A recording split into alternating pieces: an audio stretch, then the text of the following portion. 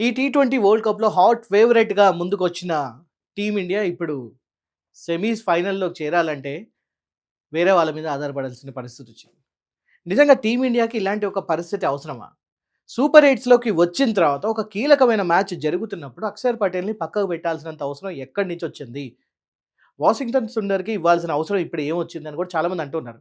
అంటే అక్షర్ పటేల్ వచ్చినంత మాత్రాన మనం గెలిచే అవకాశాలున్నాయంటే అది పక్కన పెడితే అక్షర్ పటేల్‌కి తెలిసిన ఒక వ్యూహాలున్నాయి. అతనికి ఎక్స్‌పీరియన్స్ ఉంది. He know how to tackle and more over అతన్ని ఒక వైస్ కెప్టెన్‌గా కూడా తీసుకున్నారు అంటే అతని మైండ్‌సెట్ మీద చాలా నమ్మకం ఉండుంటుంది. మరి అటువంటి విషయాల్లో ఇలాంటి ఒక పెద్ద మిస్టేక్ టీమిండియా ఎలా చేసింది?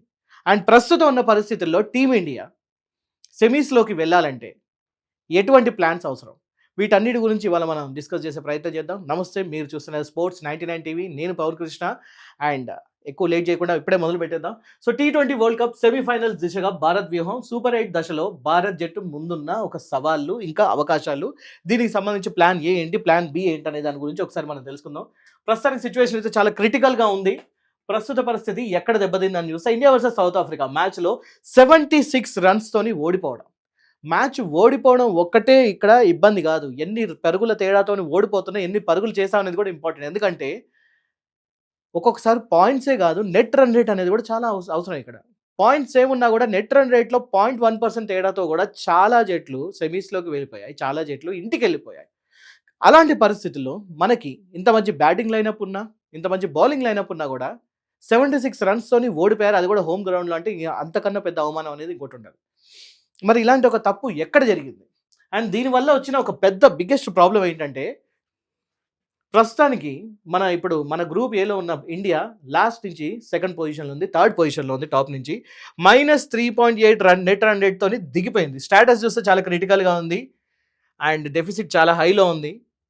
నెట్ రన్ రేట్ అనేది ఇప్పుడు ఇంత దారుణంగా ఉంటే, మనం ఇప్పుడు రేపు మ్యాచ్‌లు మనం ఒక్కటి గెలిస్తే సరిపోదు. మిగతా వాళ్ళ టీమ్స్ మీద కూడా మన ఇండియా ఆధారపడుతుంది. వేరే కంట్రీస్ బాగా ఆడితేనే ఇండియాకి ఒక అవకాశం ఉంటుంది. ఇతరులపై ఆధారపడాల్సిన ఈ పరిస్థితి. సౌత్ ఆఫ్రికా వచ్చేసింది. ఇప్పుడు సౌత్ ఆఫ్రికా నెక్స్ట్ అన్ని మ్యాచ్లు గెలవాల్సి ఉంటుంది. సూపర్ 8లో తొలి మ్యాచ్లో ఓటమి కారణంగా భారత్ సెమీస్ చేరాలంటే కేవలం తన విజయాలే సరిపోవు. ఇతర జట్ల ఫలితాలు కూడా ఇక్కడ చాలా అవసరం. అండ్ ఇండియా కూడా వెస్టిండీస్తో తప్పకుండా గెలవాలి. సో ఇప్పుడు సౌత్ ఆఫ్రికా అండ్ ఇండియా ఇద్దరు కలిసి వెస్టిండీస్ని రానున్న గేమ్స్లో తప్పకుండా ఓడించాలి. అండ్ ఇండియా కూడా జింబాబ్వే మీద గెలవాలి. అండ్ జింబాబ్వే మీద జస్ట్ గెలిస్తే సరిపోదు. ఇక్కడ ఇంకా చాలా క్యాలిక్యులేషన్స్ ఉన్నాయి. సో సెమీస్ చేయడానికి మ్యాజిక్ సమీకరణం ఫస్ట్ ఫేజ్లో సౌత్ ఆఫ్రికా వర్సెస్ వెస్టిండీస్. గురువారం మధ్యాహ్నం జరిగే ఈ మ్యాచ్లో సౌత్ ఆఫ్రికా వెస్టిండీస్ని తప్పకుండా ఓడించాల్సి ఉంటుంది. కానీ వెస్టిండీస్ ప్రస్తుత పరిస్థితి చూసుకుంటే వాళ్ళ టాప్ ఆర్డర్ తీసుకున్న, వాళ్ళ మిడిల్ ఆర్డర్ తీసుకున్న చాలా స్ట్రాంగ్గా ఉంది. వాళ్ళ స్పిన్ మాయాజాలం చాలా బాగా పనిచేస్తుంది. నిన్న జరిగిన మ్యాచ్లో కూడా 7 వికెట్లు తీశారు ఒకేసారి స్పిన్నర్లు అందరు కలిసి. అండ్ ఫేస్ బౌలింగ్ కూడా చాలా చక్కగా ఉంది. సో మరి అలాంటి పరిస్థితుల్లో 250 పైగా స్కోర్ చేయగలుగుతున్నారు హోమ్ గ్రౌండ్ లాగా. వాళ్ళకి ఐపీఎల్ కలిసి వచ్చింది. వాళ్ళకి 2012 వరల్డ్ కప్ కానివ్వండి, 2016 వరల్డ్ కప్ కానివ్వండి, ఏషియన్ కంట్రీస్లోనే వచ్చింది. 2012 వచ్చేసి శ్రీలంకలో వరల్డ్ కప్ గెలిస్తే, 2016 వచ్చి ఇండియాలో జరిగిన వరల్డ్ కప్. అండ్ 2026 జరుగుతున్న వరల్డ్ కప్ ఇండియా శ్రీలంక రెండిట్లో కలిసి జరుగుతుంది. సో వీళ్ళకి అదృష్టం ఉంది, అడ్వాంటేజ్ ఉంది, కావాల్సినంత ఎక్స్పీరియన్స్ ఉంది. సో మరి అలాంటి టైంలో ఈ సౌత్ ఆఫ్రికా వెస్టిండీస్ని ఓడించగలుగుతుందా అంటే చెప్పలేము. టీ20లో ఏమన్నా జరగవచ్చు. కానీ వాళ్ళు తప్పు చేసే అవకాశాలు తక్కువగా ఉంది వెస్టిండీస్. సౌత్ ఆఫ్రికా కూడా ఇప్పటిదాకా ఆడిన అన్ని మ్యాచెస్లో గెలిచింది. ఒక్క మ్యాచ్ మాత్రమే నో రిజల్ట్ అని వచ్చేసింది.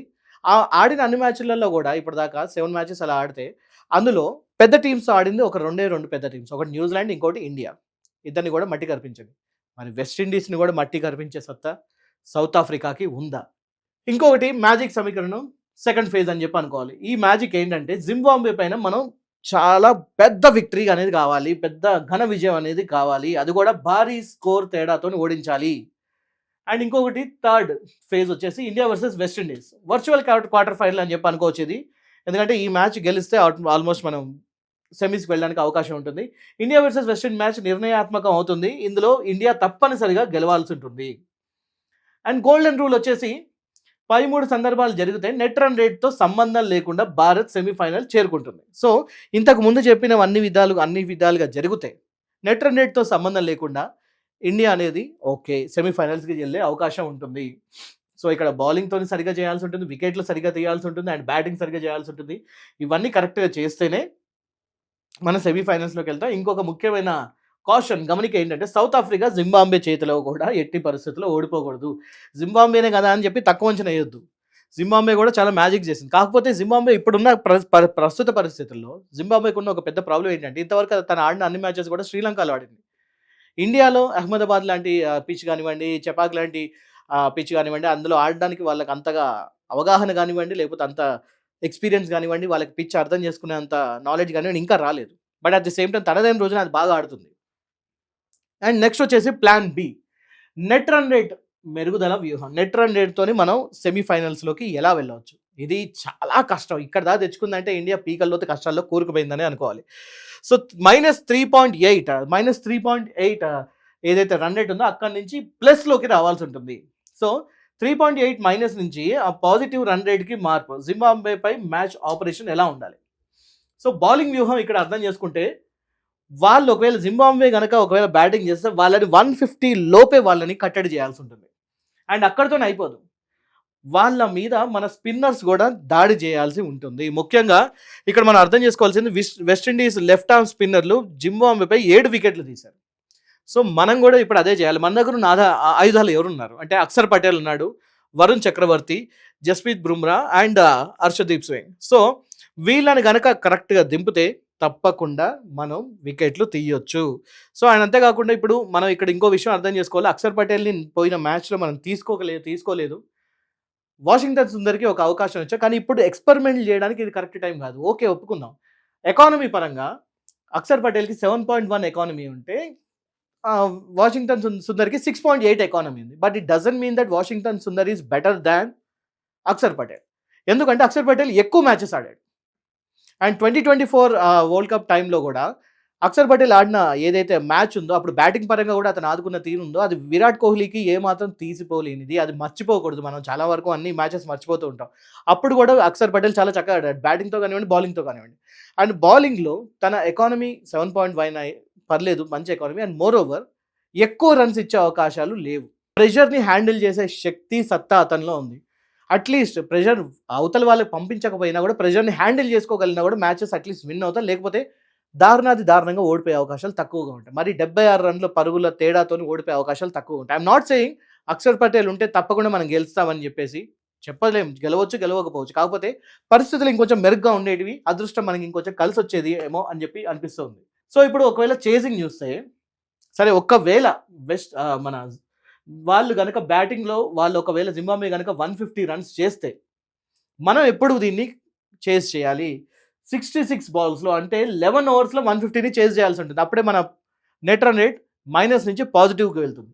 ఒకవేళ వాళ్ళు 180 రన్స్ చేశారనుకోండి, 70 బాల్స్లో మనం ఆ స్కోర్ని చేయాల్సి ఉంటుంది. ఒకవేళ వాళ్ళు 200 చేయగలిగితే, ఎందుకంటే బ్యాటింగ్ పిచ్ కొంచెం వాళ్ళు కలిసి వచ్చే అవకాశం ఉంటుంది, 74 బాల్స్లో మనం 200 రన్స్ చేయాల్సి ఉంటుంది. చూడడానికి చాలా కష్టంగా ఉంది, కానీ T20లో ఏదైనా జరగవచ్చు. ఒకవేళ మన వాళ్ళు నిజంగా అభిషేక్ శర్మ ఆ రోజు కరెక్ట్గా ఆడగలిగితే, లేకపోతే మన ఇషాన్ కిషన్ ఇంకొకసారి తన మెరుపు బ్యాటింగ్ చేయగలిగితే, హార్దిక్ పాండ్యా ఒకవేళ మధ్యలో వచ్చి ఆదుకోగలిగితే, ఇంకా మన మిడిల్ ఆర్డర్స్ కూడా సూర్యకుమార్ యాదవ్ తప్పకుండా అతను కూడా ఒక మంచి T20 ఫార్మాట్లో ఇంకా బాగా ఫ్రీగా ఆడగలిగితే, మన బ్యాటింగ్ లైన్ కూడా చాలా బాగుంది. ఒకవేళ ఇలాంటి చేయగలిగితే మాత్రం తప్పకుండా మనకి సెమీస్ అవకాశాలు అనేది ఇంకా బలపడుతుంది. అండ్ టీమిండియా ఇంకొకసారి డేంజరస్గా కనబడుతుంది. అది తప్పకుండా ఒక మైండ్ గేమ్ లాగా మిగతా టీమ్స్ మీద కూడా అది ప్రభావం చూపుతుంది. ఆబ్వియస్లీ వాళ్ళ అవతల టీం భయపడ్డారంటే మనకు అక్కడే సగం గెలిచినట్టు. సో బ్యాటింగ్ మ్యాన్ సెట్ అనేది కూడా ఇక్కడ అవసరం. All guns blazing. Chennai pitch Zimbabwe బౌలింగ్ను పూర్తిగా టార్గెట్ చేయాలి అండ్ మొదటి బంతి నుండే దాడి చేయాల్సి ఉంటుంది. సో వాళ్ళని మన బౌలింగ్తోని ఫస్ట్ బాల్తోనే వాళ్ళ మీద దాడి చేయాల్సి ఉంటుంది. ఎట్టి పరిస్థితుల్లో వాళ్ళకి అవకాశం ఇవ్వకూడదు. అండ్ సెమీస్ చేరేందుకు 3 కీలకమైన మెట్లు ఒకసారి చూసుకుంటే, ఫస్ట్ది సౌత్ ఆఫ్రికా చేతిలో వెస్టిండీస్ ఓడిపోవాలి. జింబాబ్వేపై భారత్ భారీ విజయం అనేది ఇక్కడ సాధించాల్సి ఉంటుంది. జస్ట్ విన్ అయితే సరిపోదు, భారీ విజయం అనేది అవసరం. అండ్ మూడోది వెస్టిండీస్పై భారత్ విజయం తప్పనిసరి. సో ఈ 3 తప్పకుండా జరగాలన్నమాట. సో ఫైనల్ వర్డిక్ట్ ఏంటంటే, సమీకరణాలు క్లిష్టంగా ఉన్న భారత్ జట్టు పోరాట పటిమపై నమ్మకంగా ఉంది. సెమీస్ ఫైనల్ బెర్త్ మనదే అనేది ఇప్పుడు ఫైనల్ మనం అనుకోవాల్సింది. సరే, మిస్టేక్స్ అనేవి జరుగుతూనే ఉంటాయి. ఒక్కొక్కసారి ఎక్స్పెరిమెంట్స్ అనేది హిట్ అయినప్పుడు మనం అందరం మెచ్చుకుంటూ ఉంటాం. అది ఫ్లాప్ అయినప్పుడు ఇవి అన్న అవసరమా అని చెప్పి అంటూ ఉంటాం. కానీ ఇలాంటి టైంలో ముఖ్యంగా మనం చెప్పాలంటే మినిమం గ్యారంటీ అనేది మనకు చాలా అవసరం. సో ఇంకొన్ని ఎక్స్పెరిమెంట్స్ అనేది చేయకుండా, ముఖ్యంగా కొంతమంది ఏమంటున్నారంటే ఆహ్, చాలామంది ఏంటంటే ఒక ఇండియా అనేది ఆడుతున్నది ఒక టీమ్‌గా గాకుండా, ఒక డామినేటింగ్ లెవెల్‌లో ఆడుతుంది. డామినేటింగ్‌గా గాదు, ఒక ఐడియాలజీతోని ఆడాలి. ఎవరెవరికి ఏమేమి డ్యూటీస్ ఉన్నాయో, ఆ డ్యూటీస్‌ని కరెక్ట్‌గా వాళ్ళు ఫాలో అవ్వాలి. కానీ ప్రతి వాళ్ళు డామినేట్ జేయాలన్న ఉద్దేశ్యంతో ఆడితే ప్రతిసారి అది సెట్ కాకపోవచ్చు అని జెప్పి అంటున్నారు. ఇక్కడ మనం ఇంకొక విషయం అర్థం జేసుకోవాలి. సౌత్ ఆఫ్రికా, వెస్ట్ ఇండీస్ లాంటి జట్లు చాలా స్ట్రాంగ్‌గా కనబడుతూ ఉన్నాయి. అది గూడా మన హోమ్ గ్రౌండ్‌లో. వీళ్ళకి ఏషియా పిచ్ అనేది వాళ్ళకి చాలా కామన్ అయిపోయింది. చాలా ఈజీ అయిపోయింది. ముఖ్యంగా ఇండియన్ పిచెస్ అనేది వాళ్ళకిప్పుడు చాలా చాలా చాలా అర్థమైపోయింది ఒక రకంగా. ఎందుకంటే ఐపీఎల్ పుణ్యమా అని చెప్పేసి వీళ్ళందరికీ ఇప్పుడు ఓపెన్ సీక్రెట్ అయిపోయింది. అయినా గూడా వీళ్ళని ఇప్పుడు కట్టడి చేయాలంటే మన వాళ్ళు ఇంకా మన ఎక్స్‌పీరియన్స్ వాళ్ళకన్నా ఎక్కువ కాబట్టి మన పిచ్‌ల మీద. సో, దాన్ని ఇప్పుడు ఆ ఏ ప్లేస్ కేటగరీ గేమ్‌ని మనం బయటికి తీయాల్సిన అవసరం ఉంది. మరి చూద్దాం మరి నెక్స్ట్ రాబోయే గేమ్స్‌లోన మన ఇండియా సరిగ్గా పెర్ఫార్మ్ చేస్తుందా లేదా? అండ్ మీరేమనుకుంటున్నారు? ప్రస్తుతం ఉన్న పరిస్థితుల్లో ఇండియా సెమీస్‌కి వెళ్తుందా లేదా? యెస్ ఆర్ నో అనేది తప్పకుండా కామెంట్ చేయండి. అండ్ లైక్ చేయండి, షేర్ చేయండి. Subscribe to sports 99 TV. నేను పవన్ కృష్ణ ఇంకొక వీడియోతోని మీ ముందుకొస్తాను. అంతవరకు సైనింగ్ ఆఫ్.